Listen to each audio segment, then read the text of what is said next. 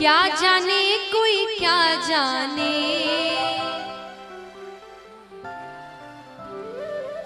क्या जाने कोई क्या जाने,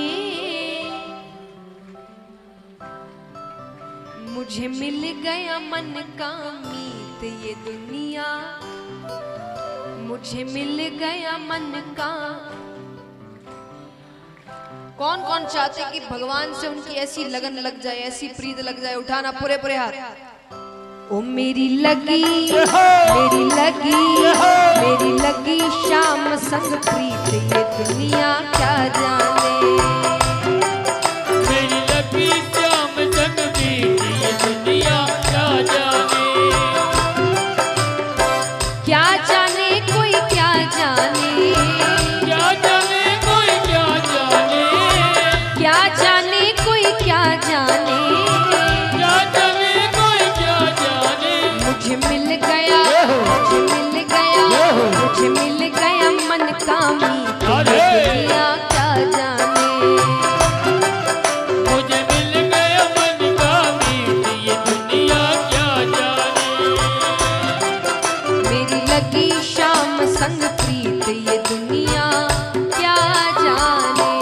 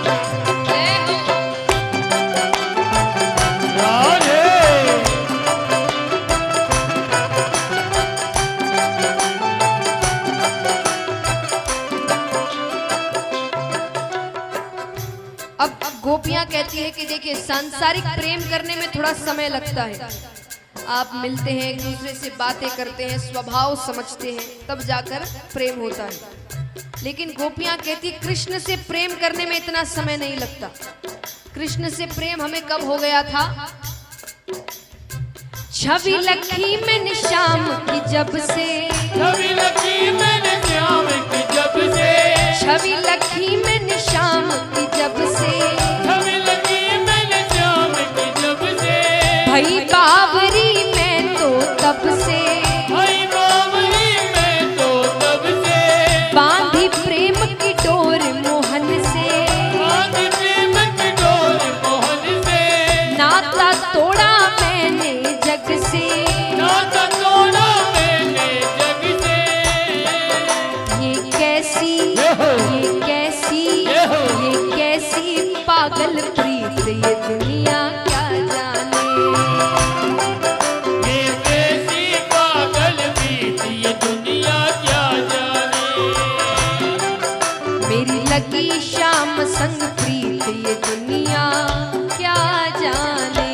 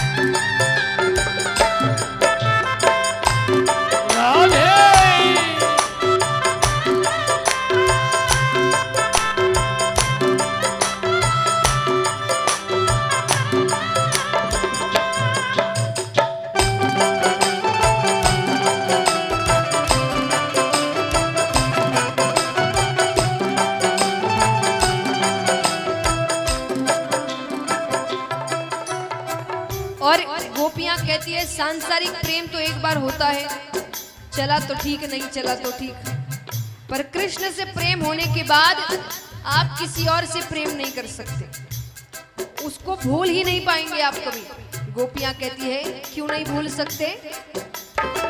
मोहन की सुंदर सूरतिया, मोहन की सुंदर सूरतिया, मोहन की सुंदर सूरतिया, मोहन की सुंदर सूरतिया, मन में बस गई मोहनी मूर्तिया, मन में बस गई मोहनी मूर्तिया, लोग कहे मैं भाई बावरिया, लोग कहे मैं भाई बावरिया, हो जाऊं अब तेरी रे सावरिया, हो जाऊं अब तेरी सवरिया। ये कैसी, ये कैसी, ये कैसी निगोड़ी प्रीत, ये दुनिया क्या जाने, ये कैसी निगोरी प्रीत ये दुनिया क्या जाने, मेरी लगी शाम संग प्रीत, ये दुनिया क्या जाने।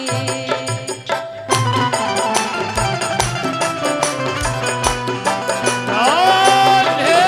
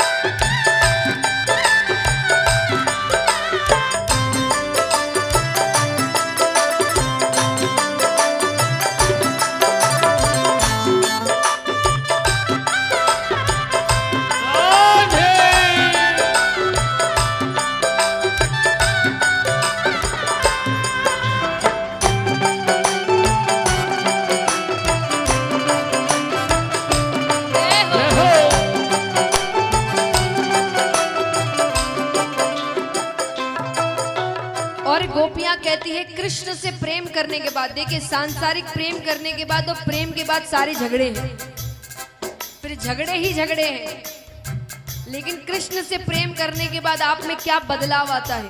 गोपियां कहती है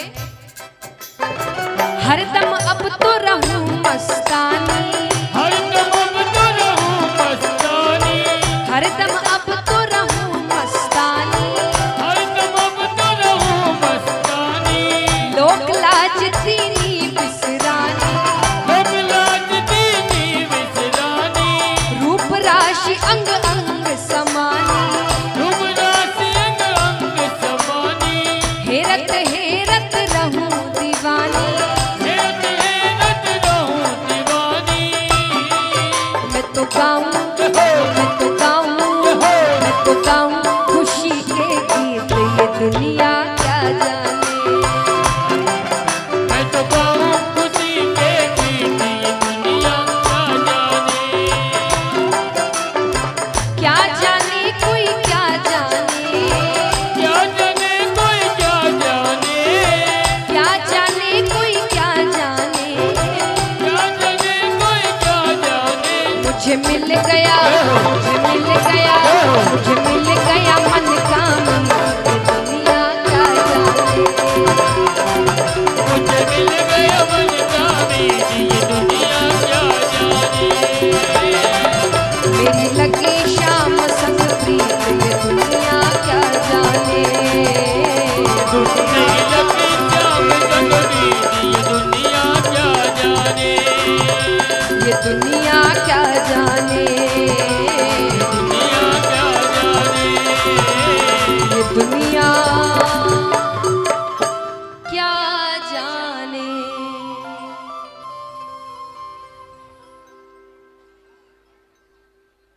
तो महाराज